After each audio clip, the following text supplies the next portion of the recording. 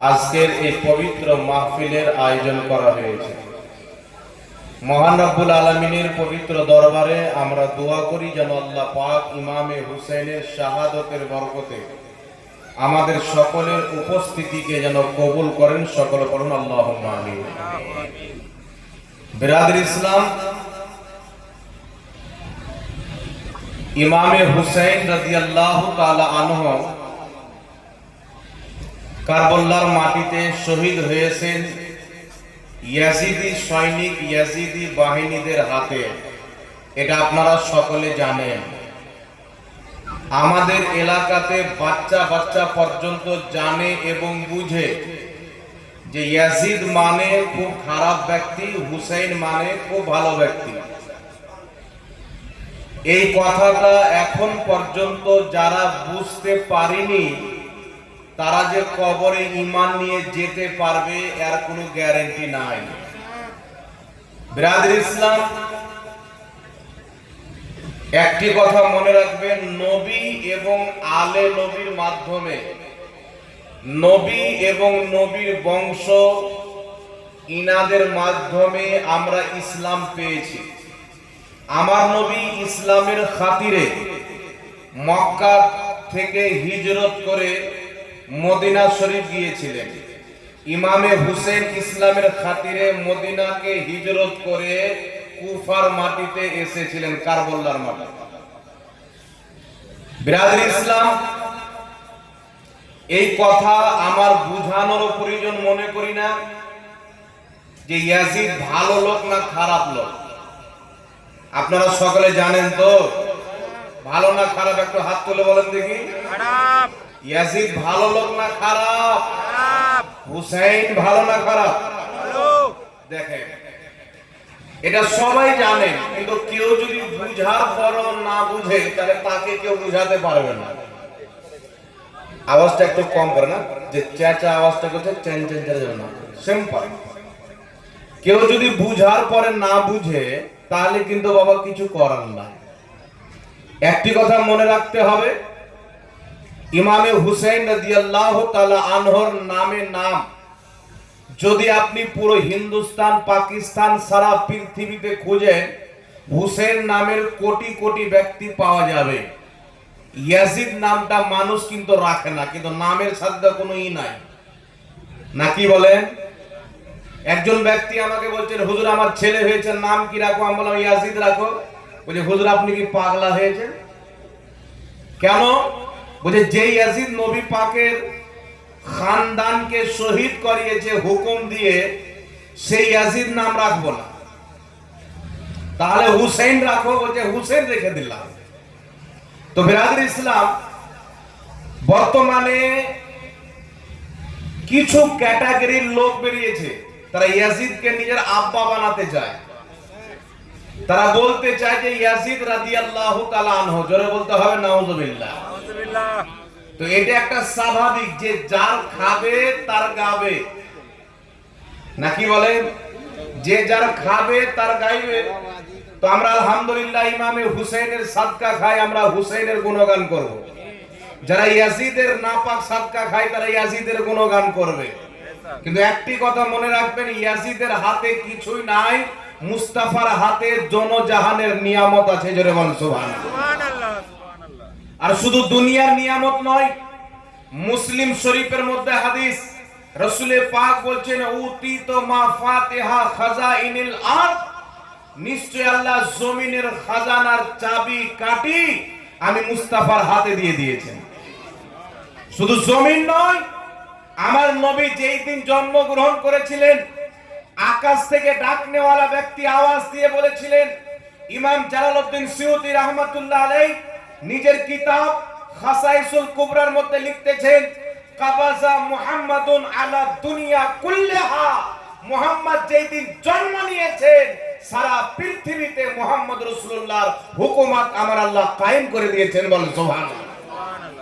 এই জমিনে তিনার হুকুমত, আসমানে তিনার হুকুমত। তাই এই নবী যখন এই জমিনের পাহাড়ে নিজের আঙ্গুলকে লাগিয়েছেন, পাহাড় নিজের বুককে চিরে পানির ঝর্ণা বের করিয়ে দিয়েছেন। সেই নবী যখন আসমানে আঙ্গুল তুলেছেন, আসমানের চাঁদ নিজের কলিজাকে চিরে দিয়েছেন, সেই নবী ডুবা সূর্যকে ইশারা করেছেন, ডুবা সূর্য ফিরে চলে এসেছেন। আর সেই নবী বলছেন, ইবনে মাজাহ শরীফ সহিহ সনদের হাদিস, রাসূল পাক বলছেন, শাফাআতি লিআহলিল কাবাইর মিন উম্মতি, কিয়ামতের ময়দানে আল্লাহ আমাকে শাফাআতের চাবি দান করবে। আমি নবী মুস্তাফা আমার উম্মতের বড় বড় পাপীদেরকে শাফাত করে জান্নাতে নিয়ে যাব। বলেন সুবহানাল্লাহ। সুবহানাল্লাহ। আর একটু জোরে হবে না সুবহানাল্লাহ? সুবহানাল্লাহ।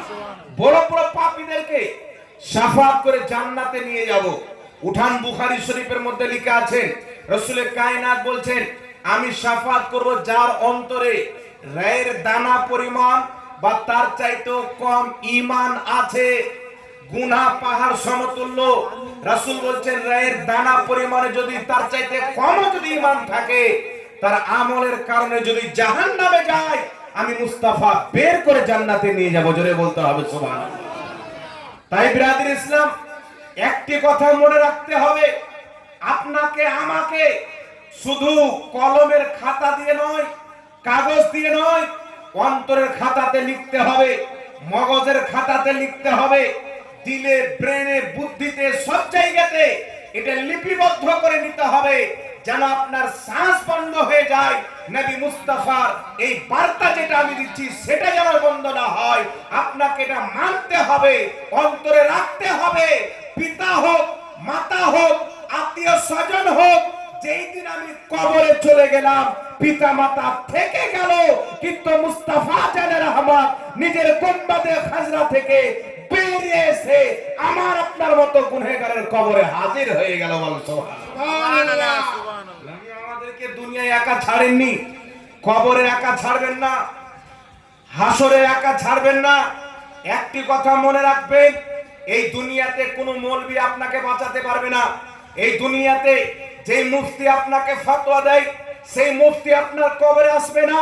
আপনার কবরে আসবে মুহাম্মদ রাসূলুল্লাহ, আসবে হাসরে কাজে আসবে মুহাম্মদ রাসূলুল্লাহ, কাজে আসবে পুলসিরাতে মুহাম্মদ রাসূলুল্লাহ, কাজে আসবে মিজানে মুহাম্মদ রাসূলুল্লাহ, কাজে আসবে। এক কথা, জাহান্নামের আগুন থেকে, আল্লাহর দরবার থেকে কেউ যদি আপনার বখশিশ করতে পারে, মুহাম্মদ রাসূলুল্লাহ পারবে। জোরে বল সুবহানাল্লাহ। সুবহানাল্লাহ। নবী ছাড়া কোনো রাস্তা নাই। তাই বিরাদর ইসলাম, যেই মৌলবীর বক্তব্য শুনলে রাসূলের মহব্বতে ঘাটতি হয়ে যাবে, রাসূলের সম্মান কমতি হয়ে যাবে, ওই মৌলবীর বক্তব্য শুনতে হবে না, তাকে অনুসরণ করতে হবে না। যার বক্তব্য শুনলে নবীর মহব্বত বৃদ্ধি পাবে, নবীর মহব্বত বেড়ে যাবে, কঠোর হয়ে যাবে, শক্ত হয়ে যাবে, তার বক্তব্য আমাকে আপনাকে শুনতে হবে। জোরে বল সুবহানাল্লাহ। সুবহানাল্লাহ। আপনি চিন্তা করেন, আপনাদের বর্ধমানে দুটি জায়গাতে দুটি মাদ্রাসা, এক মাদ্রাসায় ছেলে ভর্তি করলেন, আর এক মাদ্রাসায়, দুই মাদ্রাসায় ছেলে ভর্তি হয়েছে। এক মাদ্রাসায় বাচ্চা গিয়েছেন, তাকে পড়াচ্ছে, আকীদা দিচ্ছে, আমাদের নবী লিখতে জানতো না, আমাদের নবীর আক্ষরিক জ্ঞান ছিল না, আমাদের নবী পড়তে জানতো না, আমাদের নবী এক দুটি লেখা থাকলে এটা কি লেখা আছে এটা জানতেন না, বুঝতেই পারতেন না। এক মাদ্রাসায় শিক্ষা দেওয়া হচ্ছে, কিয়ামতের নবী তো নিজে ফেল করে তাকিয়ে থাকবে, আমার নেকির পাল্লা ভারী হচ্ছে না গুনহার পাল্লা ভারী হচ্ছে। এই শিক্ষা আপনার সন্তানকে দিচ্ছে, বলছেন নবী তো নিজের মেয়ে ফাতেমাকে বাঁচাতে পারবে না, নবী তো কবরে মরা মানুষ পড়ে আছে। আর এক মাদ্রাসায় ভর্তি করেছেন, ওই মাদ্রাসায় বলছে, শোনো, আমার আল্লাহ কোরআন পাকে বলেছেন, ওয়া আল্লামাকা মা লাম তাকুন তাআলাম, মাহবুব তুমি যা জানতে না আমি আল্লাহ তোমাকে সব শিখিয়ে দিয়েছি। আর একটু জোরে হবে না সুবহানাল্লাহ। আল্লাহ বলছেন সব শিখিয়ে দিয়েছি। তাই রাসূলের কায়নাত বলছেন, আলিম তো মাফিস সামাওয়াতি ওয়াল আরদ, আমি জমিন আসমানের ইলম জেনে গেলাম। রাসূলের কায়নাত বলছেন, তিরমিজি শরীফের হাদিস, রাসূল বলছেন, আমি মেরাজে গেলাম, মহান রব্বুল আলামিন নিজের দাস্তে কুদরত আমার পিঠের উপরে রাখলেন, তাজাল্লালি কুল্লু শাইইন ওয়া আরাফতু, প্রত্যেক বস্তু আমার প্রতি উজ্জ্বল হয়ে গেল, ওয়া আরাফতু প্রত্যেক বস্তুকে আমি নবী মুস্তাফা চিনে নিলাম। জোরে বল সুবহানাল্লাহ। পৃথিবীতে এমন কোন বস্তু নাই যেটাকে আমার নবী জানেন না, এমন কোন ব্যক্তি নাই যাকে আমার নবী চিনেন না। কিয়ামত পর্যন্ত যত বাচ্চা জন্ম নিবে, মহিলা হোক আর পুরুষ হোক, তাদের নাম আমার আল্লাহ আমার নবীকে জানিয়েছেন। তাদের আমলনামা আল্লাহ নবীকে দেখায়। তারা কবে মরবে আমার আল্লাহ এটাও নবীকে জানিয়েছেন। তারা কোন বংশের হবে আল্লাহ এটাও জানিয়েছেন। জোরে বলতে হবে সুবহানাল্লাহ।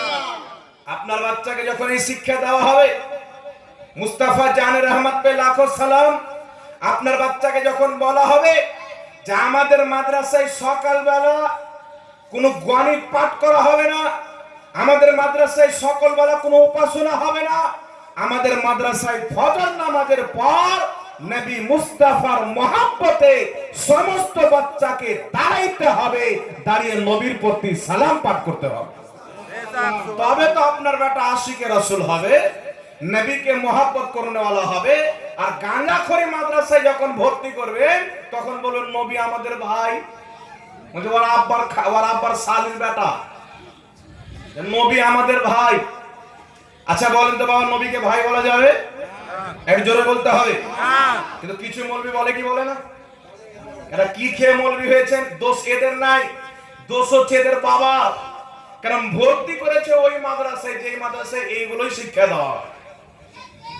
ভর্তি ভুল মাদ্রাসায় করেছেন, তাই আপনাকে ভর্তি করতে হবে আহলে সুন্নাত ওয়াল জামাতের মাদ্রাসায়। নিজের সন্তানকে ভর্তি করতে হবে, সুন্নি আলেম বানাতে হবে।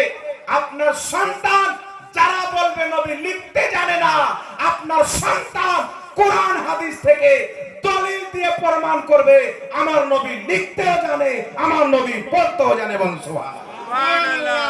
তো যে নবীর মর্যাদা কোরআন হাদিস থেকে বের করবে এইরকম সন্তান চান না, যে কোরআন হাদিস দিয়ে ঘটাবে এরকম সন্তান? একটু জোরে বলতে হবে। আপনি কি চান? যে আপনার সন্তান কোরআন হাদিস পড়ে নবীর মর্যাদা ঘটাক, না আপনি এটা চান যে আপনার সন্তান কোরআন হাদিস দিয়ে যারা নবীর মর্যাদা ঘটাবে হাদিস দিয়ে তাদের দাঁত ভাঙা জবাব দেবে? কিয়ামতে দেখে নেবেন আপনার সন্তান দাঁড়িয়ে বলবে ইয়া রাসূলুল্লাহ, মুনাফিক যখন বলছিল নবী গায়েব জানে না, জবাব আমি দিয়েছিলাম। মুনাফিক যখন বলছিল নবী লিখতে জানে না, উত্তর আমি দিয়েছিলাম। আপনার ইজ্জতের প্রতি, আপনার ইলমের প্রতি, আপনার জ্ঞানের প্রতি যত আঙ্গুল উঠেছে প্রত্যেক আঙ্গুলকে দাঁত ভাঙা জবাব ইয়া রাসূলুল্লাহ আমি দিয়েছি। আপনার সন্তানও অহংকারে থাকবে কিয়ামতে, আপনিও অহংকারে থাকবেন। এমন একজন সন্তান নিয়ে কিয়ামতে হাজির হয়েছি যে নবীর বিপক্ষে নয়, রাসূলে কায়নাত সাল্লাল্লাহু আলাইহি ওয়াসাল্লামের পক্ষে সারা জীবন লড়াই করেছে। জোরে বলেন সুবহানাল্লাহ। আর আপনার সন্তান যদি ঈমান মজবুত থাকে, আপনার সন্তান কোনোদিন ভয় করবে না। নবীর যারা ত্রুটি বের করবে তাদের জবাব দিতে দিতে যদি আমার জীবন চলে যায় আলহামদুলিল্লাহ। কিয়ামতে বলবো ইয়া রাসূলুল্লাহ, আপনার সম্মানগুলি খুঁজে খুঁজে দলিল দিয়ে প্রমাণ করছিলাম, তাই আমাকে মারা হয়েছে। আমার নবী খুশি হবে কি হবে না? আর জোরে বলতে হবে বাবা, খুশি হবে কি হবে না? কিন্তু কিছু লোক বেরিয়েছে রাসূলুল্লাহ সাল্লাল্লাহু আলাইহি ওয়াসাল্লামের তাজিম করলে কষ্ট হয়ে যায়। আপনি বলেন হ্যাঁ নবী কি জানতো রে? লেখাপড়া কিছুই তো জানতেন না, চায়ের দোকানে দুধ চা খাওয়াবে, লাল চা নয়। আর একটু বেশি নবীকে অপমান করেন তো স্পেশাল কফি, আর একটু বেশি অপমান করেন মাদ্রাসায় কাঠ দিয়ে বিরিয়ানি খাওয়াবে। ইমাম হোসেনের খিচুড়ি হারাম আর বাপের মাদ্রাসার বিরিয়ানি হালাল, একই বলে মুনাফিক। নিজের বেলা হালাল বানাবে, অন্যের বেলা নাজেজ বানাবে। কথা বুঝে আসছে কি আসে না বাবা?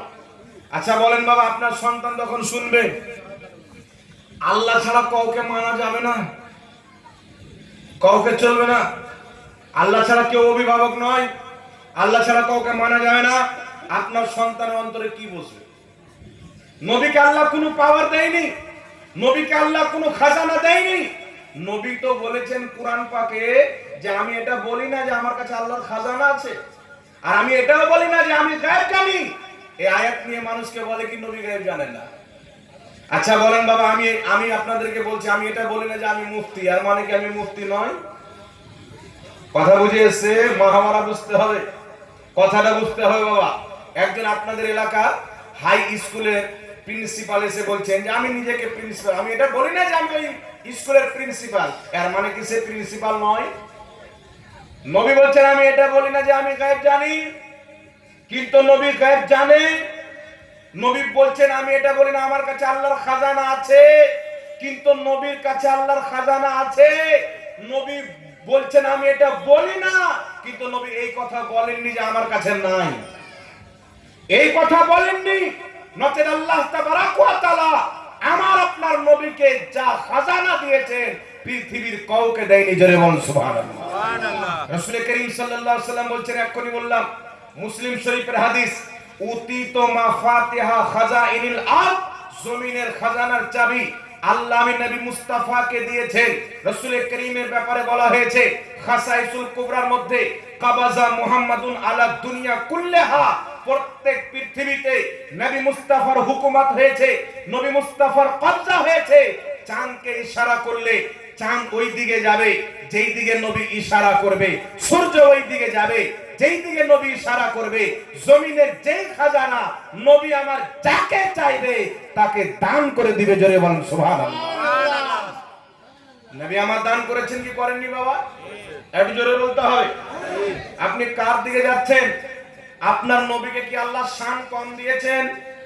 আপনার নবীকে কি আল্লাহ মর্যাদা কম দিয়েছেন? এখন মানুষ বিচার করছে যে এই মৌলবী নবীর ব্যাপারে কি বলছে। কিছু মৌলবী বলেছে যে নবীকে পিঠ পিছনের খবর ছিল না, তাহলে আপনার ছেলের অন্তরে কি বসবে? রাসূলের ব্যাপারে কি ধারণা হবে? আপনার প্রতি যদি আমার মহব্বত থাকে, ভালোবাসা থাকে, কোন জিনিস যদি আমি না জানি, আপনার সামনে কেউ যদি বলে জাহাঙ্গীর মুফতি সাহেব এই জিনিসটা জানে না, আপনি বলেন কে বললো জানেন না, এত বড় মুফতি সাহেব। ভালোবাসা যদি থাকে, আমি যদি নাও জানি, আমার এককে আপনি লুকাবেন। কথা বুঝে এসছে বাবা? আপনার প্রতি ভালোবাসা আছে না, আপনার মধ্যে যদি এক থাকে, একটাকে আমি লুকাবো। আপনার মধ্যে ত্রুটি থাকলে আমি ঢাকা দেওয়ার চেষ্টা করব। আপনার বেটা যদি চুরি করে, আপনি চাইবেন কি করে ঢাকা যায়? আপনার বাবা যদি চুরি করে, আপনি চাইবেন কি করে ঢাকা যায়? যদি আপনার পিতা মাতা ছেলে মেয়ে আত্মীয় স্বজন আপনার বন্ধু বান্ধবের মধ্যে যদি কোনো ত্রুটি কোনো এক থাকে, আপনি লুকানোর চেষ্টা করবে। কি চেষ্টা করবেন? লুকানোর চেষ্টা করবেন। কিন্তু এই দুনিয়াতে প্রথম নবীর দিওয়ানা ওয়াহাবি মতবাদ, এরা নবীর প্রথম দিওয়ানা, যারা নবীকে খুব ভালোবাসে আর নবীর আয়াত বের করে। কোরআন পড়ছে, কোনটা আয়াত দিয়ে প্রমাণ করো নবী গায়েব জানে না? কিন্তু আল্লাহ যে আয়াতে বলেছেন যে আমার নবীকে আমি গায়েব দিয়েছি, পবিত্র কোরআন সূরাতুল জিন আয়াত নাম্বার 26 এবং 27, সূরা জিন আয়াত নাম্বার 26 এবং 27, আল্লাহ পাক কি বলছেন? আলিমুল গায়বি ফালা ইযহিরু আলা গায়বিহি আহাদান ইল্লা মান ইরতাদা মির রাসূল, আমি গায়েব জাননে ওয়ালা, আমার গায়েবের প্রতি কাউকে ক্ষমতামান করি না, অর্থাৎ কাউকে ইলমে গায়েব দান করি না ইল্লা মান ইরতাদা মির রাসূল, কিন্তু যেই রাসূলের প্রতি রাজি হয়ে যায় তাকে ইলমে গায়েব দিয়ে দিই। জোরে বল সুবহানাল্লাহ। উঠান পবিত্র কোরআন সূরা আলে ইমরান 179 নম্বর আয়াত, আল্লাহ বলছেন মা কান্নাল্লাহু লিইতলাকুম আলাল গায়বি ওয়ালাকিন্নাল্লাহা ইয়াস্তাবি মির রাসূলিহি মাইয়াশা। আল্লাহ বলছেন হে সর্বসাধারণ, তোমরা কি এটা মনে করো আমি আল্লাহ যাকে তাকে ইলমে গায়েব দিয়ে দেব? না, আমি আল্লাহ বেছে নিই আমার নবীগণের মধ্যে, আমার রাসূলগণের মধ্যে, আমি যেই রাসূলকে চাই ওই রাসূলকে ইলমে গায়েব দান করি। জোরে বলেন সুবহানাল্লাহ। তাহলে এইগুলো আয়াত খুঁজে পেল না বাবা? এখন কোরআন পাক যখন পড়বে, কোন আয়াতে আছে আল্লাহ বলছেন জমিন আসমান আল্লাহ ছাড়া কেউ গায়েব জানে না? আছে? মাহবুব তোমাকে কিয়ামতের ব্যাপারে জিজ্ঞাসা করছে, তুমি বলো যে কিয়ামতের খবর তো আল্লাহই জানে।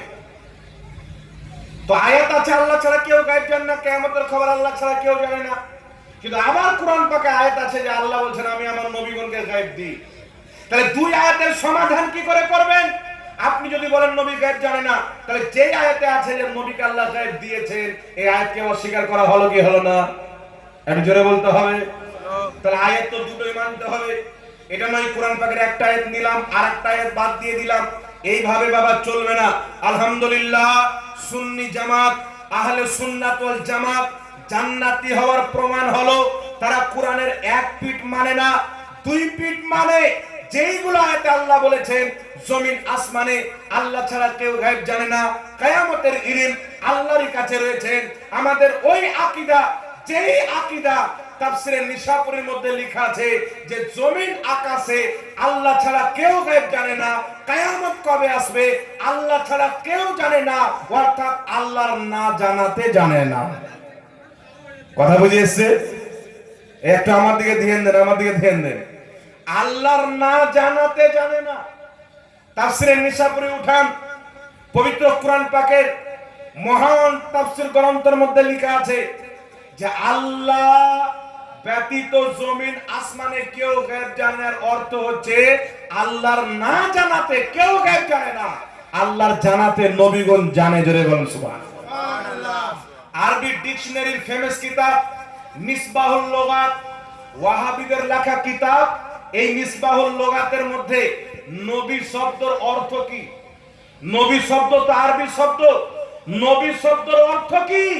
নবী শব্দের অর্থই হলো আল্লাহর জানাতে গায়বের সংবাদদাতা।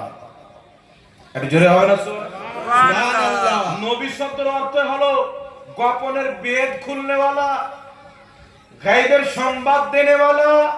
তো যেই যার নামের অর্থই হচ্ছে গায়বের সংবাদদাতা, আর দলিলের প্রয়োজন আছে বাবা? আর একটু জোরে বলেন না।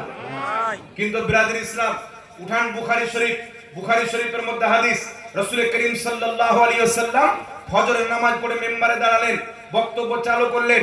জোহরের টাইম হলো, মিম্বার থেকে নামলেন, নামাজ পড়লেন, আবার মিম্বারে দাঁড়ালেন, বক্তব্য আরম্ভ করলেন।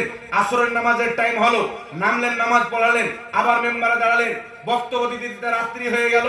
সাহাবায়ে কেরাম বলেন নবী পাক এত লম্বা বক্তব্য দিলেন, বাদিল খালক, প্রথম সৃষ্টি থেকে নিয়ে, সৃষ্টির সূচনা থেকে নিয়ে, প্রথম যে জিনিস আল্লাহ সৃষ্টি করেছেন তখন থেকে নিয়ে কিয়ামত হওয়া পর্যন্ত, কিয়ামত হয়ে হিসাব নিকাশ হওয়া পর্যন্ত, হিসাব নিকাশ হয়ে জান্নাতীদের জান্নাতে, জাহান্নামীদের জাহান্নামে যাওয়া পর্যন্ত সমস্ত জিনিস নবী আমাদেরকে বলে দিলেন। জোরে বলুন সুবহানাল্লাহ।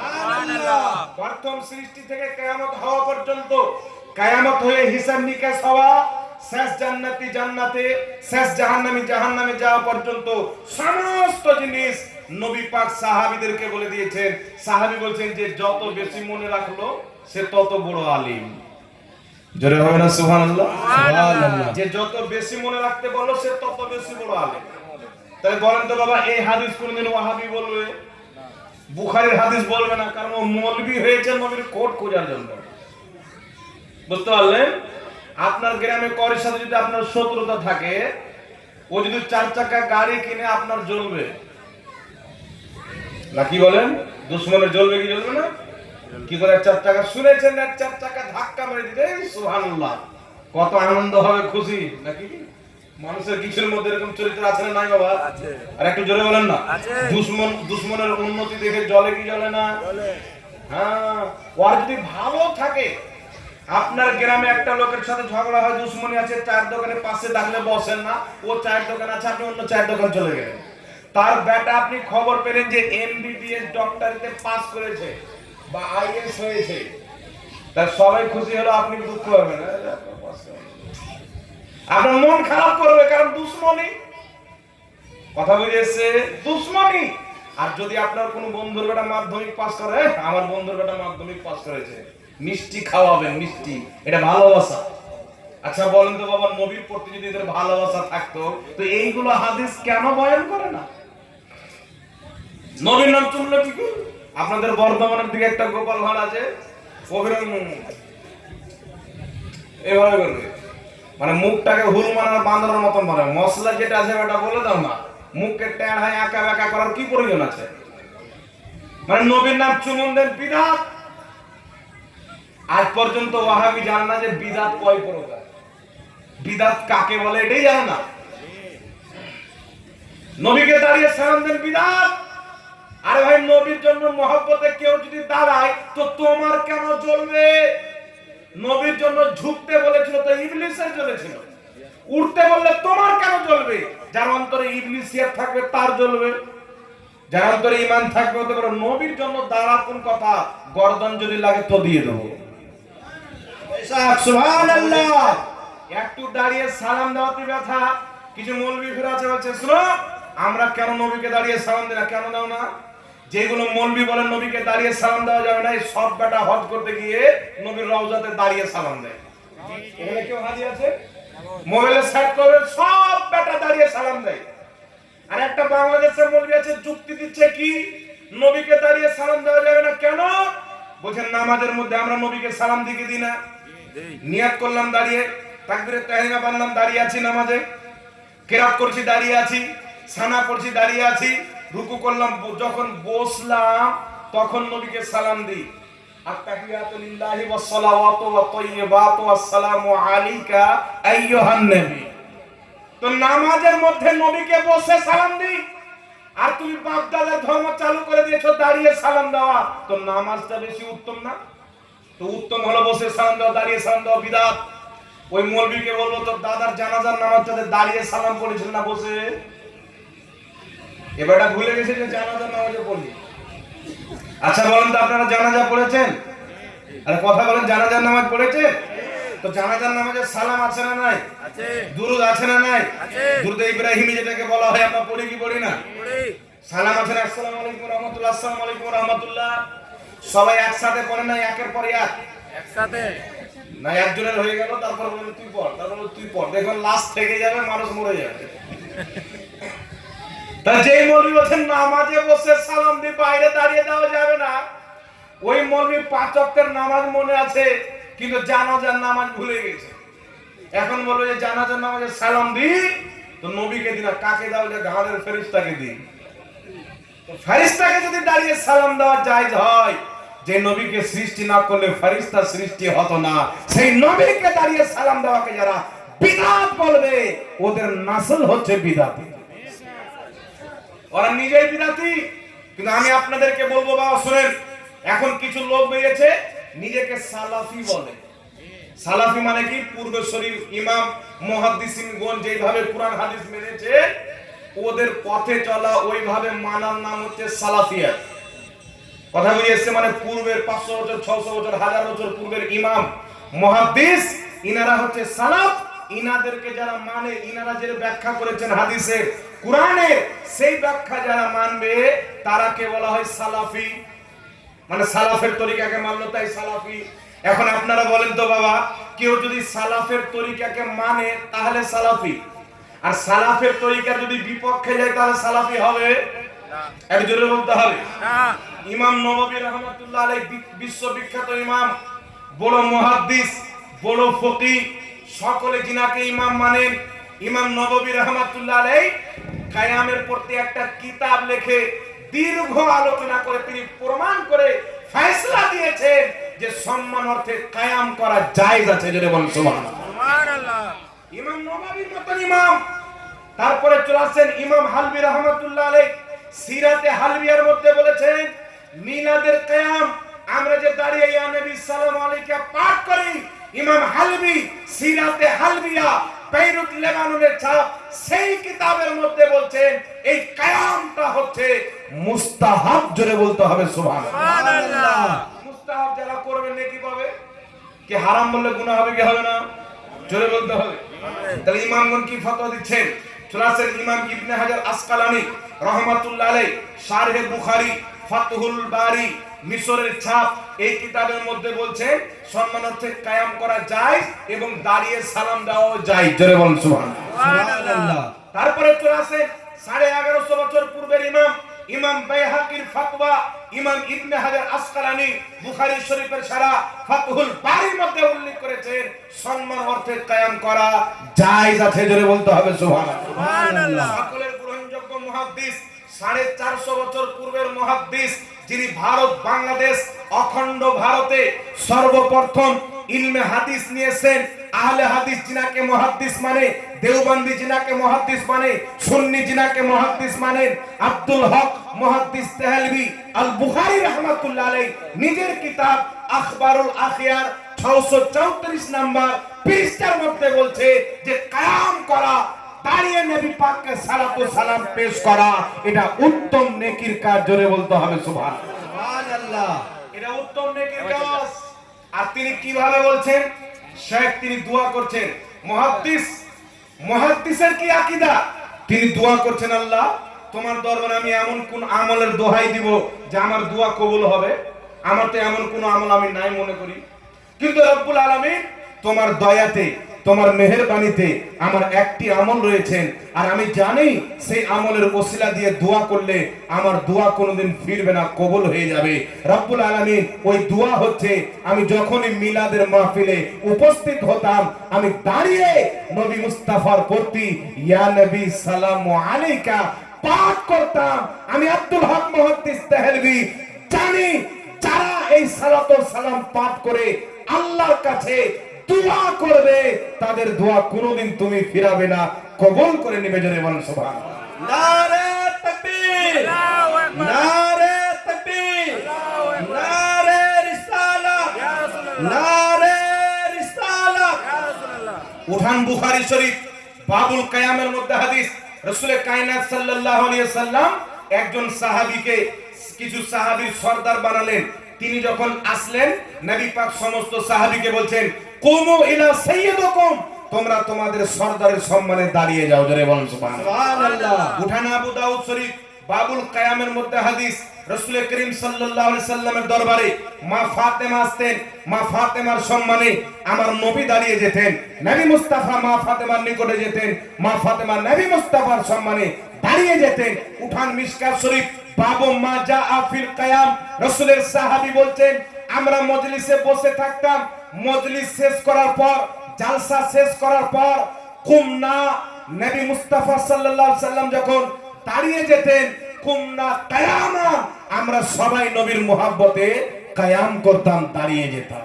সুবহানাল্লাহ। যতক্ষণ পর্যন্ত বলছেন, যতক্ষণ পর্যন্ত নবী মুস্তাফা নিজের স্ত্রীগণের হুজরার মধ্যে কোন একজনের হুজরাতে পরিবেশ না করতেন, আমরা নবীর সম্মানে দাঁড়িয়েই থাকতাম। জোরে বলেন সুবহানাল্লাহ। সুবহানাল্লাহ। উঠান তাফসীরে মাতুরিদি পবিত্র কোরআন 22 পারা সূরাতুল আহজাব আয়াত নাম্বার 56, ইন্নাল্লাহা ওয়া মালাইকাতাহু ইউসাল্লুনা আলান নবী। এই আয়াত যখন অবতীর্ণ হলো, হযরতে কাব বিন উজরা বলছেন, আমরা সবাই দাঁড়িয়ে গেলাম।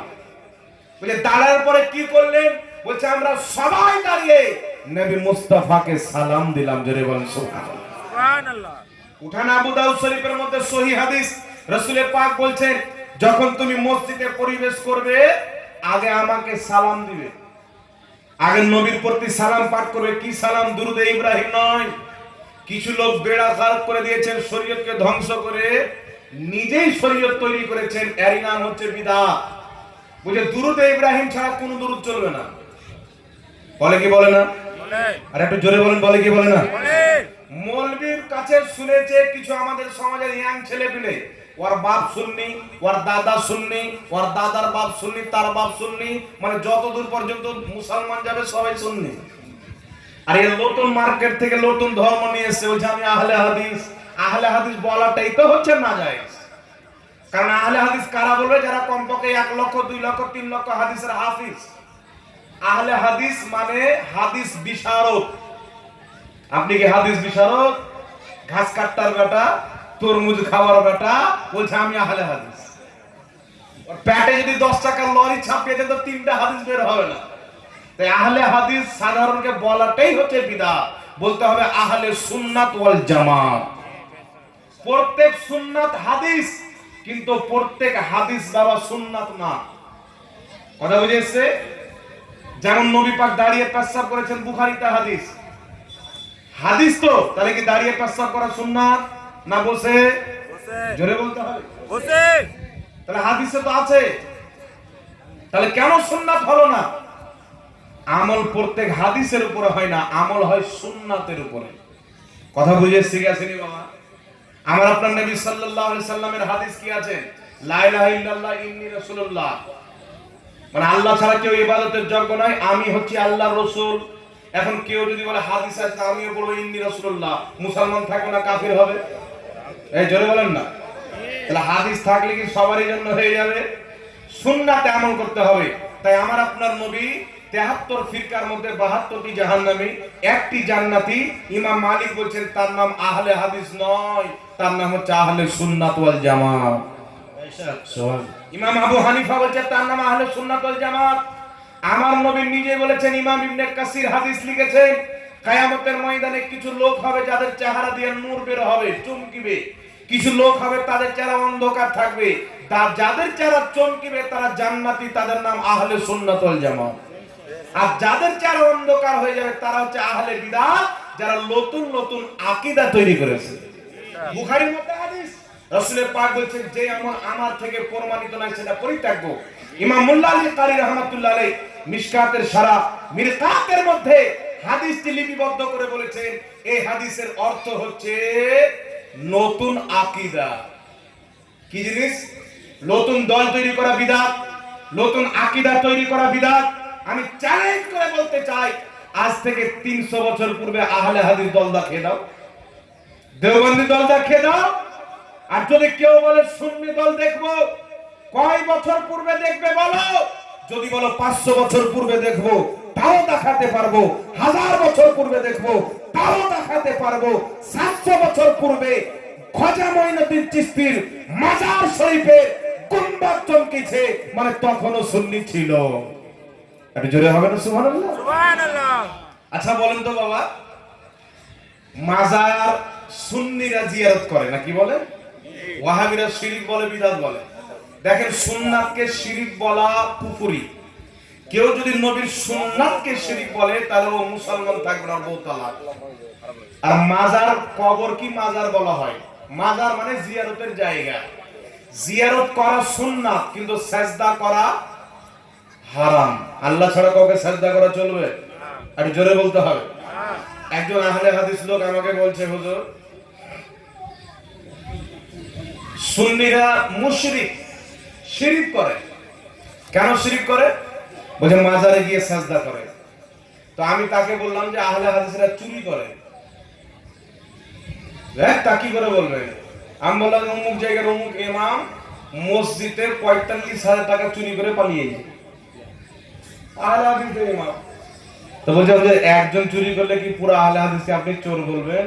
আমি বললাম গাঁজাখোর কোথাকার মাতাল মদ করে গিয়ে সিজদা করে দেয়, আর বলছি সুন্নিরা মাজারে সিজদা করে। আমাদের কোন কিতাবে লেখা আছে দেখাও। আমাদের আহলে সুন্নাত ওয়াল জামাতের একটা কোন কিতাবে কেউ যদি দেখাইতে পারে যে কোন মাজারে সিজদা করো, তাকে 5 লক্ষ টাকা পুরস্কার দেব। হুজুর টাকা কোথায় পাবেন? তো দেখাইতে পারবে না, তো আমাকে দিতে কোথায় হবে? কেউ দেখাতে পারবে? কেউ না। সাধারণ লোক গিয়ে বুঝে না সুঝে না সিজদা করে দিল। তো আমাদের তো ফতোয়া আছে আল্লাহ ছাড়া কাউকে সিজদা করা হারাম। কোন ওলির মাজার তো দূরে থাক, নবী পর্যন্তকে সিজদা করা হারাম। সিজদা একমাত্র, জোরে বলতে হবে, সিজদা একমাত্র কাকে হবে? আল্লাহকে হবে। তবে মাজার জিয়ারত করা নবীর সুন্নাত। মাজার জিয়ারত করা কি নবীর সুন্নাত। এই মাসলাটা ক্লিয়ার করে দিই বাবা। মাজার জিয়ারত করা নবীর সুন্নাত। উঠান মুসলিম শরীফ, মিশকাত শরীফ, সেহায় সিত্তা, যে কোনো কিতাব খুঁজেন একাধিক কিতাবে হাদিস পাবেন। রাসূলের পাক বলেন, এতদিন তোমাদেরকে আমি কবর জিয়ারত করতে নিষেধ করতাম, ফাজুরুহা, এখন তোমরা কবর বা মাজার জিয়ারত করো। কবর কি মাজার বলে? এখন প্রশ্ন হলো, মাজার বলতে মানুষ কি বুঝে? যে যার উপরে গুম্বাদ তৈরি করা থাকে, আল্লাহ ওয়ালাদের মাজার। তো কিছু লোক আছে, কিছু মৌলবি আছে, যে রাসূলের পাক বলেছেন, আলী যাও, যত উঁচু কবর, পাক্কি কবর, মূর্তি আছে সব ভেঙে চুরমাচার করে দাও। নাম কি? সালাফি মৌলবি, মানে সালাফদের তরিকায় চলনেওয়ালা। কিন্তু সালাফদের সাথে কত বড় দুশমনি দেখেন। কোন মুসলমানের কবরকে ভাঙা তো দূরে থাক, কোন মুসলমানের কবরের উপরে চলা হারাম। কোন মুসলমানের কবরে চাপ্পাল পরে চলা জায়েজ নয়। কোন মুসলমানদের কবরস্থানে কবরের উপরে চলা হারাম, কবরের উপরে ট্রাক্টর চালানো হারাম। আবু দাউদ শরীফের মধ্যে হাদিস, রাসূলের পাক বলেন, সহিহ সনদের হাদিস, রাসূলের পাক সাল্লাল্লাহু আলাইহি সাল্লাম বলেন, কোন কবরের উপরে চলার চাইতে আমি আগুনের চলাকে বেশি পছন্দ করি। আগুনের গোলাতে চলা বা আমার জুতোকে আমার পায়ের সাথে সেলাই করে দেওয়ার চাইতে আমি কবরে চলার চাইতে এটাকে বেশি পছন্দ করি, এই কষ্টকে। একজন সাহাবী কবরের টেক লাগিয়ে বসে আছেন, বুখারী উঠান, নাসাই উঠান, আবু দাউদ উঠান, একাধিক হাদিস পাবেন। রাসূলের পাক বলছেন সরব, তুমি মুর্দাকে কষ্ট দিও না, মুর্দা তোমাকেও কষ্ট দিবে না। যেমন জিন্দা ব্যক্তি কষ্ট পায়, মুর্দার কবরে হাতল মারলে, জিন্দাকে হাতল মারলে যেমন কষ্ট হয়, মুর্দাকে ঠিক তেমনই কষ্ট হয় নবীর হাদিস অনুযায়ী। কথা বুঝে শিখাছি বাবা। এখন প্রশ্ন হলো যে মাজারের উপরে গিয়ে আমরা গুম্বাদ বানাই, মাজার পাক্কি করা আছে, এগুলো জায়েজ কি জায়েজ নয়? দুঃখের কথা হলো হাজারো বছর থেকে মুসলমান একে জায়েজ মনে করে। ভারতের মুসলমান হোক, সৌদি আরবের মুসলমান হোক, জর্ডানের হোক, মিশরের হোক, কাতারের হোক, সারা পৃথিবীতে যেখানে যাবেন মাজার পাবেন।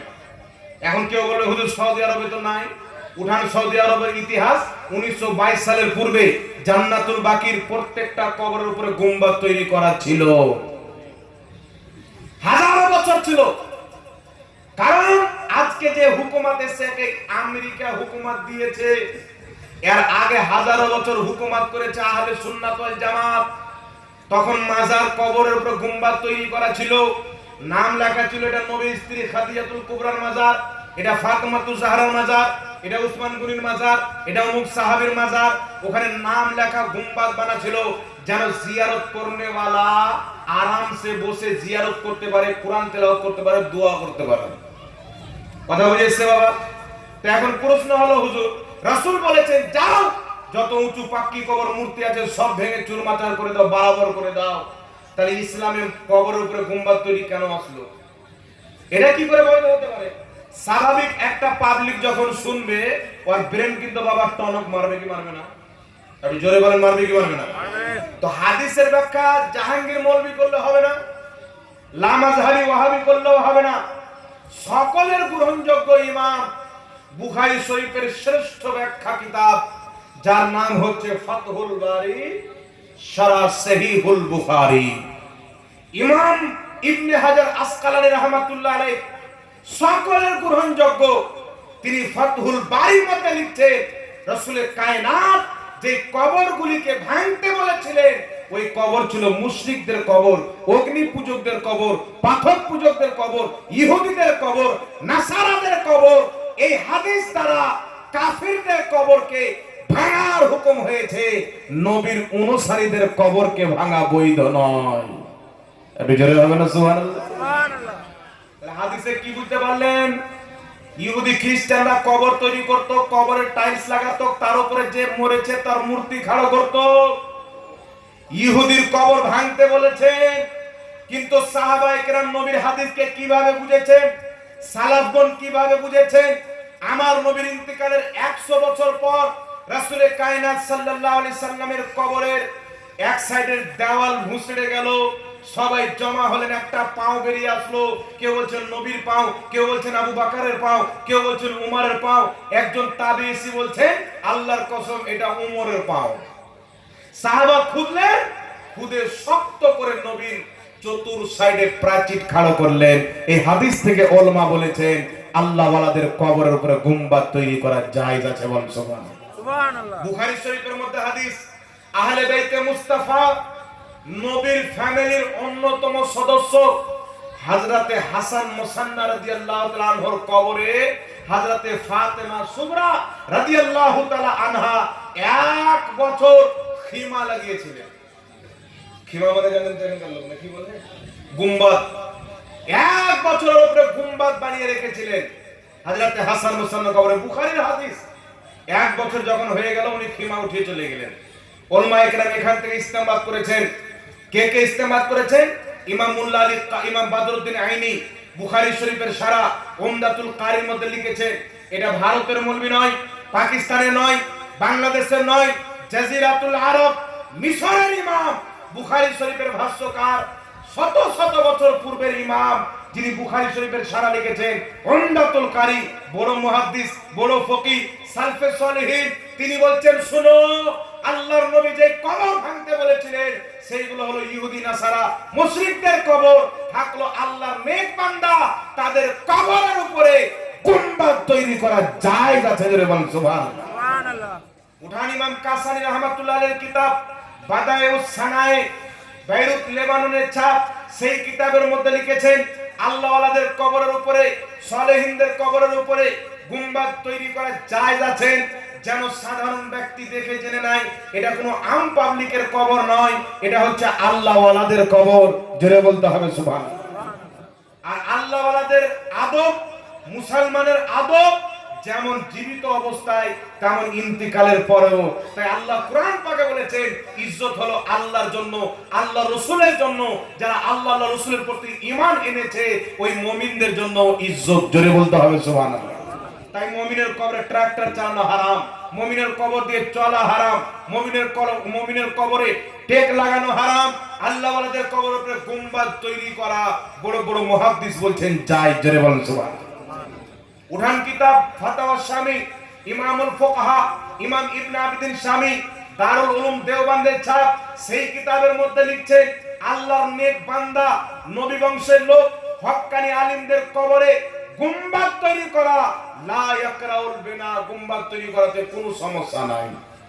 আরে জোরে হবে না সুবহানাল্লাহ। কুরআন পাকের বিশুদ্ধ তাফসীর ইমামুল হারমাইন, যিনি মক্কা মদিনার ইমাম ছিলেন, ইমাম ইসমাইল হক্কি রাহমাতুল্লাহ আলাইহি নিজের ফেমাস কিতাব তাফসীরে রুহুল বায়ানের মধ্যে লিখেছেন আল্লাহর নেক বান্দাদের কবরের উপরে গুম্বাদ তৈরি করা জায়েজ আছে। জোরে বলতে হবে সুবহানাল্লাহ। তার কারণে কোন ইমাম বলেননি আল্লাহওয়ালাদের মাজার ভেঙে দাও, কোন মুহাদ্দিস বলেননি আল্লাহওয়ালাদের মাজার ভেঙে দাও।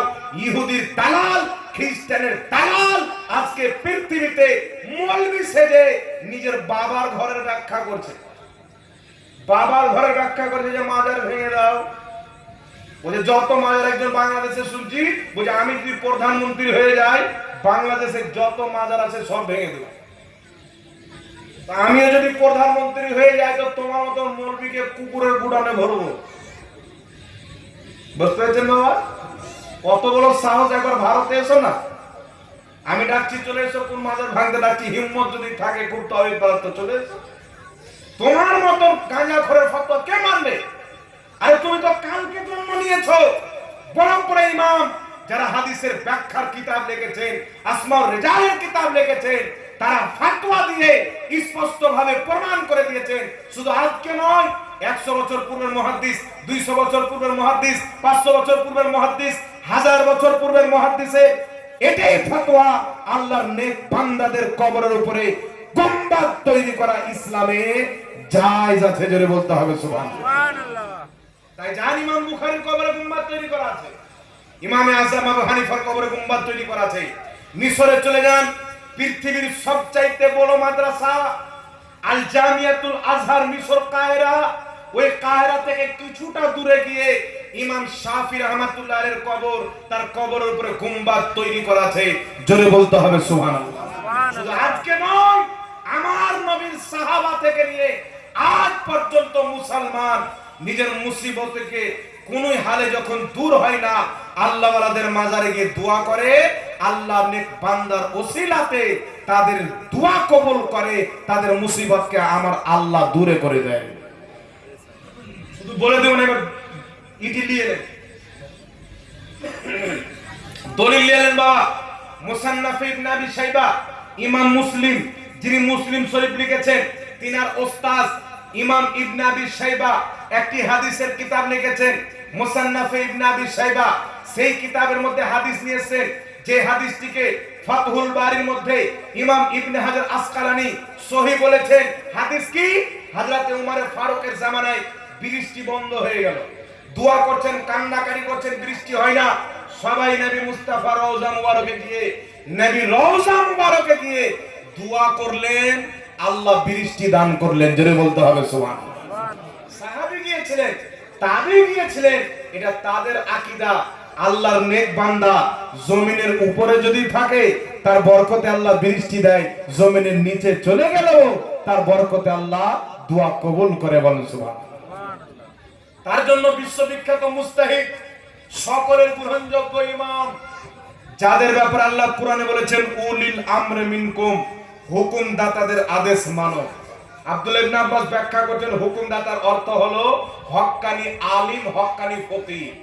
এদের আদেশ আল্লাহ কোরআনে মানতে বলেছেন। আর হক্কানি ফকিহ ইমাম শাফি রাহমাতুল্লাহ আলাইহি বলেছেন, ইমামুল ফুকাহা ইমাম ইবনে আবিদিন শামী নিজের কিতাব ফাতোয়া শামীর মধ্যে উল্লেখ করেছেন, আরো অনেক কিতাবের মধ্যে এই হাদিসটি সহিহ সনদে বর্ণিত। ইমাম শাফি বলছেন, আমি যখন কোন মুসিবতে ফাঁসতাম আমি দৌড় দিয়ে ইমামে আজম আবু হানিফার মাজার শরীফ যেতাম, তার ওসিলা দিয়ে দোয়া করতাম, আল্লাহ তার বরকতে আমার মুসিবতকে দূর করে দিতে পারলেন। সুবহানাল্লাহ। সুবহানাল্লাহ। সিয়ার আলামিন নুবালা কিতাবের মধ্যে ইমাম যাহাবী রাহমাতুল্লাহ আলাইহি লিখছেন, সেলফিদের ইমাম, সকলের গ্রহণযোগ্য মুহাদ্দিস ইমাম যাহাবী সিয়ার আলামিন নুবালা কিতাবের মধ্যে লিখছেন, আদ-দুআউ মুস্তাজাবুন ইনদা কুবুরিল আমবিয়া ওয়াল আউলিয়া। আল্লাহর নেক বান্দাদের কবরে, ওলিদের মাজারে, নবীদের রওজাতে গিয়ে যে দোয়া করা হয় ওই দোয়া কারেন্টের মতন আল্লাহ কবুল করে নেয়। আর একটু জোরে হবে না সুবহানাল্লাহ? সুবহানাল্লাহ। তাই বিরাদর ইসলাম অসংখ্য দলিল আছেন, আমি বয়ান করতে লাগি শেষ হয়ে যাবে রাত্রি, কিন্তু দলিল শেষ হবে না। তাই আল্লাহ ওয়ালাদের কবরে গিয়ে তাদের মাজার জিয়ারত করা নবীর সুন্নাত। তাদের ওসিলা দিয়ে দোয়া করেন, আল্লাহ তাদের ওসিলাতে দোয়া কবুল করে। যেমন ইউসুফ আলাইহিস সালামের পাঞ্জাবির ওসিলাতে ইয়াকুব আলাইহিস সালামের চোখের জ্যোতি আল্লাহ ফিরিয়ে দিয়েছে। ইহুদিরা তাবুতে সাকিনার ওসিলা দিয়ে দোয়া করতেন, যাতে কোন নবীর জুতো ছিল, কোন নবীর লাঠি ছিল, কোন নবীর জামা ছিল, সেইগুলোর ওসিলা দিয়ে দোয়া করত, আল্লাহ তাদের দোয়া কবুল করে নিত। হযরত জাকারিয়া বিরুদ্ধ বয়সে বাচ্চা পেলেন কোথায়? যেই জায়গাতে মারিয়াম রাদিয়াল্লাহু তাআলা আনহা ইবাদত করতেন, ওই জায়গাতে গিয়ে দোয়া করেছিলেন, ওই জায়গার বরকতে আল্লাহ দোয়া কবুল করেছেন। কোরআনের কথা বলেন সুবহানাল্লাহ। সুবহানাল্লাহ। সূরা মারিয়াম পড়েন, পেয়ে যাবেন। তাই বিরাদর ইসলাম, আল্লাহ ওয়ালাদের কবর জিয়ারত করেন বৈধ, তাদের ওসিলা দিয়ে আল্লাহর কাছে চান, তাদের বরকতে আল্লাহ আপনার দোয়াটাকে কবুল করবে। কিন্তু আল্লাহ ছাড়া খবরদার কাউকে সাজদা করবেন না, আর জোরে বলতে হবে। না। আর একটা কথা বলে দিই বাবা, এইবার কিছু লোক কি করে, আল্লাহ ওয়ালাদের মাজারকে চুমুন দেয়। তো আল্লাহ ওয়ালাদের মাজারকে চুমুন দেওয়া যায়, অসংখ্য ইমামের ফতোয়া আছে। অনেক বলেছেন চুমুন দেওয়া যায়, অনেক উলামায়ে কেরাম বলেছেন চুমুন না দেওয়া ভালো, হারাম কেউ বলেননি। তবে আমি এটা বলবো যে আল্লাহ ওয়ালাদের মাজারকে চুমুন না দেওয়াটা বেশি উত্তম। কারণ আল্লাহ কোরআন পাকে বলেছেন, ওয়াল্লাযীনা আমানু ওয়া আমিলুস সলিহাতি ফি রাউদাতিল জান্নাহ। আল্লাহ বলেন যারা ঈমান এনে নেক আমল করে কবরে যায়, আল্লাহ বলেন রাউদাতিল জান্নাহ, তাদের কবর হচ্ছে জান্নাতের বাগান, জান্নাতের রওজা। তার কারণে আল্লাহ ওয়ালাদের কবরকে রওজা বলা, নবীদের কবরকে রওজা বলা আল্লাহর সুন্নাত। জোরে বলেন সুবহানাল্লাহ। সুবহানাল্লাহ। এটা কোরআনের সুন্নাত। কিছু বাংলাদেশের মৌলভী বেরিয়েছে ওই যে রওজা বলা যাবে না, এরা ভাত খেয়ে পড়েছে না গাঁজা খেয়ে পড়েছে, আল্লাহ ভালো জানে। আল্লাহ বলছে ফি রাউদাতিল জান্নাহ, যারা ঈমান এনে ভালো কর্ম করে যায় তাদের কবরটা জান্নাতের রওজা হয়ে যায়। রওজার বাংলা কি? জান্নাতের বাগান। তাহলে আল্লাহ নিজে রওজা বলছে, আর আল্লাহ বলছে রওজা বলা যাবে না। তাহলে ইহুদির ভিটামিন খেলে এরকমই ফতোয়া দিবে, কথা বুঝেছে বাবা? তাই বিরাদর ইসলাম, আল্লাহ ওয়ালাদের মাজারকে অনেক কেউ চুমুন দিয়ে দেয়, শিরিক শিরিক শিরিক। শিরিকটা কি ডাল ভাত? জি, শিরিককে এরা ডাল ভাত বানিয়ে ফেলেছে। বলছে হ্যাঁ শিরিক কেন? বলে চুমুন দিল তো ঝুঁকতে হলো কি হলো না? আচ্ছা ঝুঁকলে শিরিক? হ্যাঁ। নামাজ পড়ো, নামাজ পড়লো, একটা লোক নামাজ পড়লো, নামাজ পড়ার পরে বলছে হুজুর আমি নামাজ তো বলছি কিন্তু নিয়ত করিনি, নামাজ হবে? জোরে বলেন। অন্তরের নিয়ত ফরজ, মুখের নিয়ত মুস্তাহাব। কেউ যদি মুখের নিয়ত না করে নামাজ হয়ে যাবে, নিয়ত করাটা ভালো। আর অন্তরের নিয়ত যদি না থাকে তো নামাজই হবে না। সাজদা করলাম, রুকু করলাম, উযু করলাম, সব করলাম, নিয়ত নাই, নামাজ হবে না। তো মুমিনের নিয়ত আছে যে আমি খাজা মঈনুদ্দিন চিশতির পবিত্র রওজা জান্নাতের বাগান, নেক ব্যক্তির কবর মহব্বতে চুমুন দিচ্ছি, তো চুমুন দেওয়ার নিয়তে ঝুঁকলে শিরিক হবে না, ইবাদতের নিয়তে ঝুঁকলে শিরিক হবে। আর যদি প্রত্যেক ঝুঁকাকে শিরিক বলে, আমি চ্যালেঞ্জ করছি প্রত্যেক ওয়াহাবিকে মুশরিক প্রমাণ না করি জিন্দেগিতে বাঙালি ওয়াজ করব না। সব ঝুঁকাকে যদি শিরিক বলে প্রত্যেক ওয়াহাবি মুশরিক হবে। কারণ সাইকেলের পাংচার সারতে গেলে ঝুঁকতে হয় কি হয় না? জোরে বলেন। মাটির ডালে তুলতে গেলে ঝুঁকতে হয় কি হয় না? জুতো পরলে ঝুঁকতে হয় কি হয় না? আপনার নামাজ পড়লে যাদের এটা গিটাই প্যান্টটা ওয়াহাবি তো ঝুঁকে কি ঝুঁকে না? তাহলে তো সব মুশরিক হয়ে গেল তো। জি, সব ঝুঁকা যদি শিরিক হয়, আরে ভাই চুমুন দেওয়ার নিয়তে ঝুঁকলে শিরিক হবে না, ইবাদতের নিয়তে খোদা মনে করে ঝুঁকলে শিরিক হবে। আর খোদা মনে করে যদি আপনি ফাঁকা ময়দানে ঝুঁকেন তো শিরিক হয়ে যাবে। কথা বুঝে শিখাছিনি বাবা? বুঝতে পেরেছেন? তাই কোন যে ওয়াহাবি বলে ঝুঁকলে শিরিক হয়ে গেল, হাত চুমুন দিল শিরিক, মানে ঝুঁকলে শিরিক, তাহলে চাপ্পার পড়তে ঝুঁকছো শিরিক, তাহলে এইভাবে চলতে হবে। মানে উজু করার জন্য ট্যাপও চালু করতে হবে না, ওখানেও তো ঝুঁকতে হবে। কথা বুঝে শিখাছিনি বাবা? তো ট্যাপের সামনে ঝুঁকলে তো তুই তো বড় মুশরিক। আমরা তো আল্লাহ ওয়ালার কাছে গিয়ে ঝুঁকলাম, তুই তো ট্যাপের সামনে ঝুঁকলি। তাহলে প্রত্যেক ঝুঁকা বাবা শিরিক নয়। কে চুমুন দেওয়ার নিয়তে ঝুঁকলো ওকে মুশরিক বলা যাবে। তবে আদব হলো যেন চুমুন না দেওয়া যায়। কথা বুঝেছে বাবা? কথা বুঝতে পেরেছেন? এইবার চলে আসেন, আমি আরেকটা কথা বলে দিই। হাদিসের অপব্যাখ্যা করে যারা আল্লাহ ওয়ালাদের মাজারকে ভাঙতে চায়, আমার বেঁচে থাকা অবধি চ্যালেঞ্জ, এমন কোন মায়ের লাল জন্ম হয়নি একটা মুহাদ্দিসের ব্যাখ্যা দিবে যে সাহাবায়ে কেরাম বা তারপরে তাবেঈন বা সালফে সালেহিন কোন একজন মুসলমানের কবর ভেঙেছে। ইমাম শাফির জামানায় মাজার ছিল কি ছিল না? এই জোরে বলতে হবে। ইমাম মোল্লা আলী কারির জামানায় মাজার ছিল। ইমাম ইসমাইল হাক্কির জামানায় মাজার ছিল।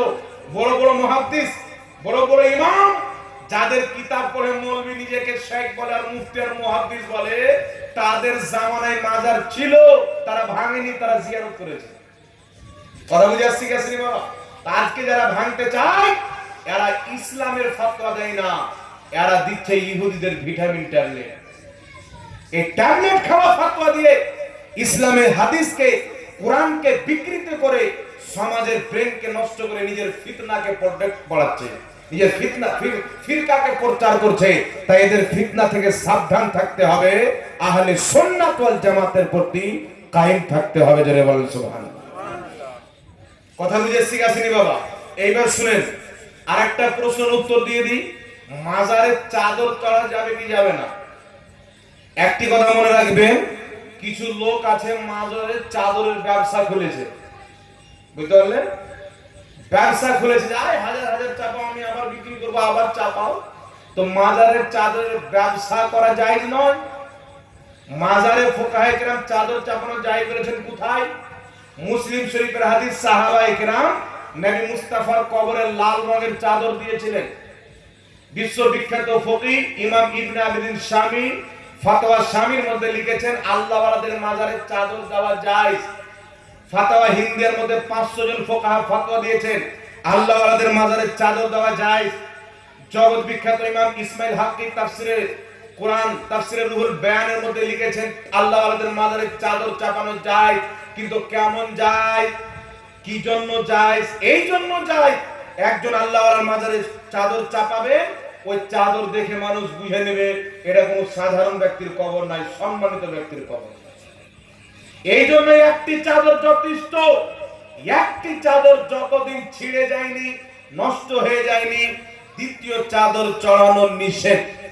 কথা বুঝেছেন? দ্বিতীয় চাদর চড়ানো নিষেধ। সবচাইতে উত্তম হলো যে ব্যক্তি চান আল্লাহ ওয়ালার মাজারে চাদর চাপাবো, যাচ্ছেন চাদর চাপা আছে, ওই টাকার কাপড় কিনে একটা গরিবকে পরিয়ে দেন, আর ইসালে সওয়াব সে আল্লাহর ওলির নামে করে দেন। ওই আল্লাহর ওলি বেশি খুশি হয়। কথা বুঝে শিখাছিনি বাবা? আপনি নিয়ত করলেন আমি খাজা মঈনুদ্দিন চিশতি রাহমাতুল্লাহের মাজারে যাবো, একটা চাদর চাপাবো। ওখানে তো অলরেডি চাদর আছে, আর ওখানকার খাদিমরা তো ব্যবসা করে মাজার কিনে। এই যে মাজারে যে অবস্থা বানিয়ে রেখেছে, মাজারে ভণ্ডামি হচ্ছে। শরীয়তে আল্লাহ ওয়ালাদের মাজার জিয়ারত করা যায়, তাদের ওসিলা দিয়ে তাদের মাজারে গিয়ে দোয়া করা যায়, কিন্তু মাজারের নামে ব্যবসা করা জায়েজ নয়। মাজারের নামে মেলা ঠেলা লাগিয়ে বিজনেস করা বৈধ নয়। মাজারের নামে মানুষজনকে ডেকে টাকা লুটমাট করা, এটা বৈধ নয়। আল্লাহ ওয়ালার মাজার আছে, জিয়ারত করেন, চলে আসেন, একটা আটানা দান করবেন না। কথা বুঝেছে বাবা? আর যদি দেখেন যে মাজারের টাকা দিলে কোনো মাদ্রাসা চলে, শরীয়তের কোনো উপকার হয়, মসজিদ তৈরি হবে বা মাদ্রাসা চলে, ইয়াতিমখানা চলে, যদি শরীয়তের উন্নতি হয়, ওই জায়গাতে দেওয়া জায়েজ আছে। কথা বুঝেছি? আশা করি বুঝতে পেরেছেন তো আপনারা? তাই আল্লাহ ওয়ালাদের মাজারে একটা চাদর চাপানো যায়, দ্বিতীয় চাদর চাপানো নিষেধ। লাগাতার মানুষ চাপিয়ে যাচ্ছে, এটা ভুল বাবা, এই থেকে প্যারেন্টস করবেন। আপনি কি কারণে চাদর চাপাবেন আমাকে বলেন তো? আপনার দরকারটা কি? আপনি কোন মিন্নত মেনেছেন না যে আল্লাহ আমার এই কাজ হয়ে গেলে একটা চাদর দেব? এটা মিন্নতের শরী না। এটা যদি আপনি পালন না করেন আপনার কোনো গুনাহ হবে না। আপনার কর্তব্য হলো ওই টাকাটি নিয়ে আপনি কোন গরিবকে বা মাদ্রাসায় মসজিদে দিয়ে দেন, আর নিয়ত করেন খাজা মঈনুদ্দিন চিশতির ইসালে সওয়াবে দিলাম। যখন বাপ মায়ের নামে দান করি না, ওই আল্লাহ ওয়ালার নামে দান করলাম, ওই আল্লাহ ওয়ালা আপনার জন্য বেশি দোয়া করবে।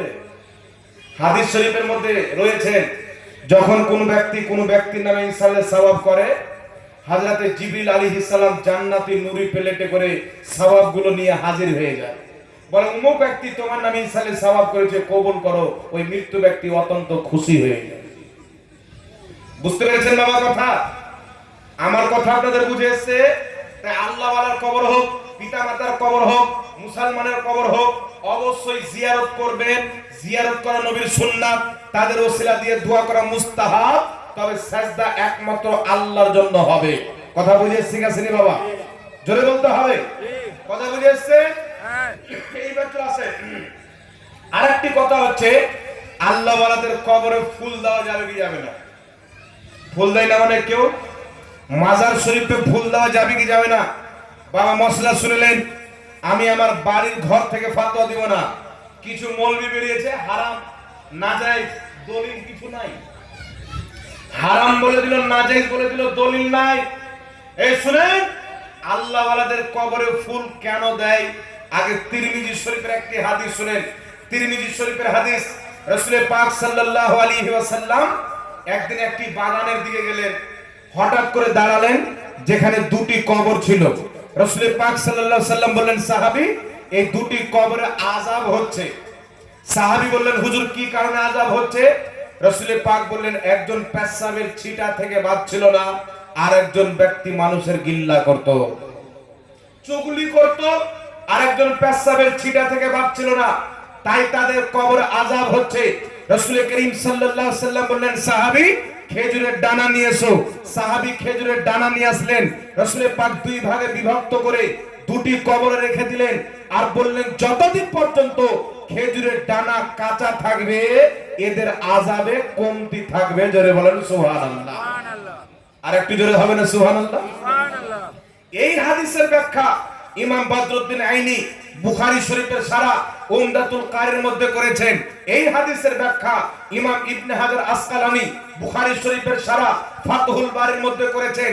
তিনারা বলছেন, এই জাতীয় সমস্ত জিনিস কবরের উপরে দেওয়া যায়, সেটা কাঁচা ফুল হোক বা অন্য কোনো গাছের পাতা হোক, কবরের উপরে দেওয়া জায়েজ আছে।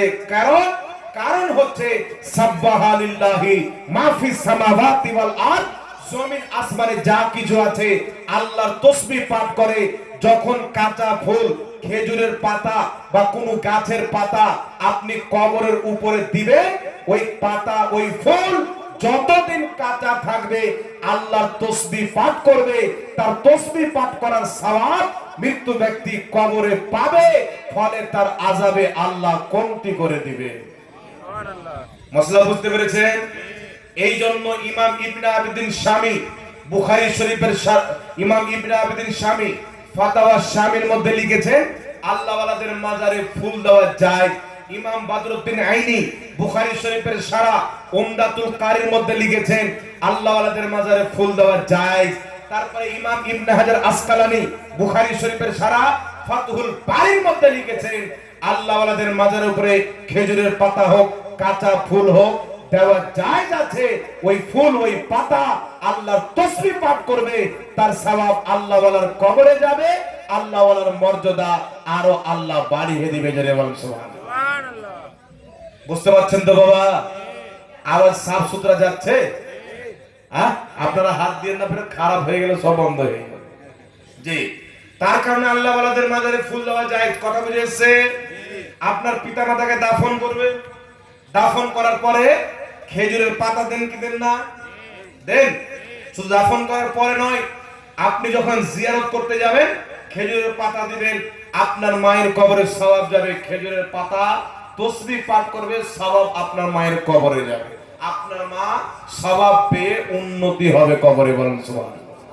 কথা বুঝে শিখেছে গেল। তাই হযরতে সাইয়্যিদনা ইমাম বদরুদ্দিন আইনি রাহমাতুল্লাহ আলাইহি বলছেন, এই হাদিস থেকে স্পষ্ট প্রমাণিত, যদি খেজুর গাছের পাতার তসবিহ পাঠ করাতে মৃত্যু ব্যক্তির কবর আযাবে কমতি হয়, তাই মানুষ যখন মৃত্যু ব্যক্তির পক্ষ থেকে কোরআন তেলাওয়াত করবে অবশ্যই তার সওয়াব মুর্দার কবরে যাবে। জোরে বলেন সুবহানাল্লাহ। সুবহানাল্লাহ। মানুষ যখন তাসবিহ তাহলিল করবে, কলমা খানি করবে, তাসবিহ পাঠ করবে, যে কোনো আল্লাহর গুণগান করবে, তার সওয়াব মুর্দার কবরে যাবে। এই হাদিস থেকে মুহাদ্দিসিন এইগুলোকে জায়েজ বলেছেন। জোরে বলতে হবে সুবহানাল্লাহ। সুবহানাল্লাহ। তাই আমাদের এখানে 4 দিনে, 40 দিনে, 20 দিনে যে যখন পারে এই কাজগুলি করে, কোরআন তেলাওয়াত করা হয়। এর জন্য বিরাদর ইসলাম সহিহ হাদিস মাজমাউ জাওয়াইদের মধ্যে বিশুদ্ধ সনদের হাদিস হযরতে সাইয়্যিদনা লজলজ রাহমাতুল্লাহ আলাইহি বিখ্যাত তাবেঈ, তিনি নসিহত করেছিলেন যে আমি যখন মারা যাব আমার কবরের পায়ের দিকে সূরা বাকারার প্রথম অংশ, মাথার দিকে শেষ অংশ পাঠ করিও, কারণ বলছে আমি আমার নবীকে রূপ বলতে শুনেছি। যদি বলেন সুবহানাল্লাহ। সহিহ হাদিস থেকে প্রমাণিত, সাহাবায়ে কেরাম নিজের কবরের পাশে কোরআন পাঠ করার তালকিন মানুষকে করেছেন, তারা কোরআন পাঠ করেছেন। তার কারণে ইমামুল ফুকাহা সাইয়্যিদনা ইমাম ইবনে কুদামা রাহমাতুল্লাহ আলাইহি নিজের কিতাব আল মুগনির মধ্যে লিখেছেন যে যুগ যুগ থেকে মুসলমান, হাজারো বছর থেকে মানুষ যখন মারা যায় 4 দিন পর, 5 দিন পর, 40 দিন পর, 20 দিন পর পিতা মাতা আত্মীয় স্বজনের ইসালে সওয়াবের জন্য মানুষজনকে ডেকে একত্রিত করে কোরআন তেলাওয়াত করে। সেই তেলাওয়াতের সওয়াব মুর্দার কবরে যায়, ফলে মুর্দার কবরের আযাবকে আল্লাহ তাবারাক ওয়া তাআলা হালকা করে দেয়। আল্লাহ রহমানুর রহিম চাইলে maaf করে দেয়। জোরে বলেন সুবহানাল্লাহ। সুবহানাল্লাহ। তার কারণে ইমাম জালালউদ্দিন সুয়ুতী রাহমাতুল্লাহ আলাইহি নিজের কিতাব শারহুস সুদুরের মধ্যে লিখেছেন যে মানুষের মারা যাওয়ার পর যারা কোরআন তেলাওয়াত করতে জানে তাদেরকে ডেকে একত্রিত করে কোরআন তেলাওয়াত করে তার সওয়াব মৃত্যু ব্যক্তির নামে বকশে দেয়, তার সওয়াব মুর্দার কবরে যায়। জোরে বলেন সুবহানাল্লাহ। আর রাসূল পাক বলেন জিবরিল আমিন জান্নাতি প্লেটে করে নিয়ে যায়, আর মুর্দাকে বলে তোমার অমুক তোমার গ্রামবাসী কোরআন তেলাওয়াত করেছে, তার সওয়াব তোমাকে হাদিয়া পেশ করেছে, কবুল করো। মুর্দা অত্যন্ত খুশি হয়ে যায়। জোরে বলেন সুবহানাল্লাহ। তার কারণে বিরাদর ইসলাম যারা নিজেকে আহলে হাদিস লা মাযহাবী বলে, আহলে হাদিসদের গুরু নিজের ফাতওয়ার কিতাব ফাতাওয়া সানাইয়ের মধ্যে লিখেছে, কি লিখেছে? যে কোরআন তেলাওয়াতের সওয়াব মুর্দার কবরে যায়। জোরে বলেন সুবহানাল্লাহ। এইজন্য ইমাম মালিক রাহমাতুল্লাহ আলাইহি মৃত্যু ব্যক্তির জন্য কবরে কোরআন তেলাওয়াত করার অনুমতি দিয়েছেন। তার কারণে মৃত্যু ব্যক্তির পক্ষ থেকে 4 দিন পর হোক, 40 দিন পর হোক, 30 দিন পর হোক, যখন হোক মানুষজনকে ডেকে যারা কোরআন তেলাওয়াত করতে জানে তাদেরকে ডেকে কোরআন তেলাওয়াত করে তার সওয়াব তার নামে বকশে দেওয়া, এটা যায়। আপনার পিতা মাতা আত্মীয় স্বজন যেমন জীবিত অবস্থায় আপনি কোনো হাদিয়া দিলে মা বাপ খুশি হয় কি হয় না? একটু জোরে বলেন। নতুন কাপড় কিনে দিলেন খুশি হয় কি হয় না? ইন্তিকালের পর কোরআন তেলাওয়াত করে সওয়াব বকশে দেন, মা বাপ সেরকম খুশি হয়ে যাবে। মা বাপের পক্ষ থেকে সাদকা করেন, খাওয়া দাওয়া করান, এই সমস্ত নেকি আল্লাহ আপনার পিতা মাতার কবরে পৌঁছে দিবে। বলেন সুবহানাল্লাহ। তার কারণে 950 বছর পূর্বের কিতাব হিলিয়াতুল আউলিয়ার মধ্যে ইমাম আবু নঈম আসবাহানী রাহমাতুল্লাহ আলাইহি সহিহ সনদে হাদিস লিখেছেন। মুজাদ্দিদে জামানা ইমাম জালালউদ্দিন সুয়ুতী রাহমাতুল্লাহ আলাইহি নিজের কিতাব আল হাবিলিল ফাতাওয়ার মধ্যে হাদিসটি লিখে বলেছেন হাদিসটি সহিহ। হাদিস কি? বিখ্যাত তাবেঈ তাউস রাহমাতুল্লাহ আলাইহি বলেন যে সাহাবায়ে কেরামের জামানায় এবং আমরা তাবেঈনদের জামানায় মানুষ যখন মারা যেত ওই মৃত্যু ব্যক্তির পক্ষ থেকে আমরা জীবিত ব্যক্তিদেরকে 7 দিন পর্যন্ত খাওয়া দাওয়া করাতাম। জোরে বলতে হবে সুবহানাল্লাহ। সুবহানাল্লাহ। কথা বুঝে শিখাছিনি বাবা? তার কারণে মানুষ মারা গেছেন তার নামে কলমা শরীফ পাঠ করা, তার পক্ষ থেকে কোরআন তেলাওয়াত করা, তার সওয়াব বকশে দেওয়া, এই সমস্ত জিনিস স্পষ্ট হাদিস দ্বারা প্রমাণিত। দলিল পেয়েছেন তো আপনারা? একটু জোরে বলতে হবে বাবা। দলিল পেয়েছেন তো আপনারা? জি। এই জন্য মৃত্যু ব্যক্তি 4 দিন পর করেন, 40 দিন পরেন, কোনো অসুবিধা নাই। একজন মৌলবী বলছে 4 দিনে 40 চাহরম কেউ যদি দেখাতে পারে, 40 দিনে 40 কেউ যদি দেখাতে পারে, আমি বক্তব্য দাও ছেড়ে দেব। এরকম বক্তব্য আপনারা শুনেছেন কি শুনেননি? আচ্ছা বলেন তো বাবা, ওই মৌলবীর মাদ্রাসায় বার্ষিক জালসা হয় কি হয় না? হ্যাঁ, তো মাদ্রাসা বার্ষিক জালসায় একটা হাদিস দেখাও আমার নবী করেছেন, আমার জিন্দেগিতে যত ধন সম্পদ আমি ইনকাম করেছি তো দিয়ে দেবো বেটাকে, কিয়ামত পর্যন্ত দেখাতে পারে। ভালো কাজ আপনি প্রত্যেক বছর করেন, 40 নাম দেন, চাহরুন নাম দেন, নাম দিলে জিনিসটা অবৈধ হয় না। কথা বুঝে ঠিক আছে না? মানুষকে বোকা বানানোর জন্য আবার কোন মৌলবি বলে যে ডেট ফিক্স করে করা যাবে না। তোমার বাপ মরেছে, তুমি কোরআন তেলাওয়াত করো না, তুমি দোয়া করো না, মৌলবি ভাড়া করে নিয়ে লাভ কি? তালবিলিং ভাড়া করে নিয়ে লাভ কি? তোমার বাপ, তোমার মা, তোমার আত্মীয় স্বজন মরেছে, ভাড়া করা লোক দিয়ে কেন করে? বলে কি বলে না? ওই মৌলবীর বাপের বিয়ে হয়েছে ভাড়া করা মৌলবি দিয়ে। কথা বুঝে এসছে? ওর বাপের বিয়ে, মায়ের বিয়ে, 14 গোষ্ঠীর বিয়ে হয়েছে, গ্রামের ইমাম সাহেব 5,000 টাকাওয়ালা বেতনওয়ালা মৌলবি পড়েছে ভাড়া করা, কম টাকায় ভাড়া করালো মৌলবি। তাহলে বিয়েটা হয়েছে না হারাম হয়েছে বাবা? এই জোরে বলে। আচ্ছা বলেন তো, মসজিদের ইমামকে আপনারা বেতন দেন? দেন কি দেন না? তাহলে মসজিদে ইমাম সাহেবকে তো ভাড়া করে রেখেছেন। জোরে বলেন। তাহলে যারা বলছে মানুষকে ভাড়া করে নিয়ে এসে কি দরকার, ওকে বলে যে নামাজ কেন পড়ছিস ভাড়া করে ইমামের পিছনে, তো বাপকে ইমাম বানালে পর। এদের মগজে কি আর বলবো, গোবর ভরা থাকলে যা হয়, হেলওয়া রুটি তো খাবে না, উটের পেশাব খাবে। তাহলে উটের পেশাব যদি খাই তো মগজ কিরকম হবে? আন ভাগ কাজে না কিছু। নরেন্দ্র মোদীর আন ভাগ, আমাদের ভারতের প্রধানমন্ত্রী গোবর খাচ্ছে, গোবর দেখবেন ইউটিউবে, কি চাঙ্গার গোবর, ঠিক দেখলে উল্টি চলে আসে। আর বলছে উটের পেশাব পান করা যায়। তো পেশাব যে পান করবে ওর ব্রেন হবে, পেশাব পান করলে ব্রেনে গোবর আর ঘাস আর ভুসা না জমা হবে, আকল তো জমা হবে না। ওই যে ভাড়া করা লোক নিয়েছে, মুসলমানের কোনোদিন ভাড়া করা হয় না।